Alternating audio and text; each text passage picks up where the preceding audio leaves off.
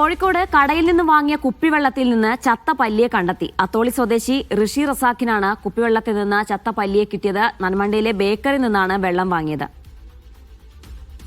സലാം മുഹമ്മദുണ്ട് വിവരങ്ങൾ നൽകാനായി. സലാം, ഇയാൾ എന്താണ് പറയുന്നത്? ഇത് എവിടെ നിന്ന് വാങ്ങിയ വെള്ളമെന്നാണ് പറയുന്നത്? എന്തെങ്കിലും പരാതി നൽകാൻ തീരുമാനിച്ചിട്ടുണ്ടോ? ജീന, നന്മണ്ടയിലെ ഒരു ബേക്കറിയിൽ നിന്നാണ് ഈ അത്തോളി സ്വദേശിയായിട്ടുള്ള ഋഷി റസാഖും കുടുംബവും സഞ്ചരിക്കുന്നതിനിടെ അവിടെ നിർത്തി ഈ കുപ്പിവെള്ളം വാങ്ങിയത്. അതിനുശേഷം ഈ ഋഷി റസാഖ് അല്പം കുടിച്ച ശേഷമാണ് 5 വയസ്സുകാരനായിട്ടുള്ള കുട്ടിക്ക് കൂടി വെള്ളം കൊടുക്കാൻ വേണ്ടി ശ്രമിച്ചത്. അപ്പോഴാണ് ഈ രീതിയിൽ ചത്ത പല്ലിയെ കുപ്പിക്കുള്ളിൽ കണ്ടതായി.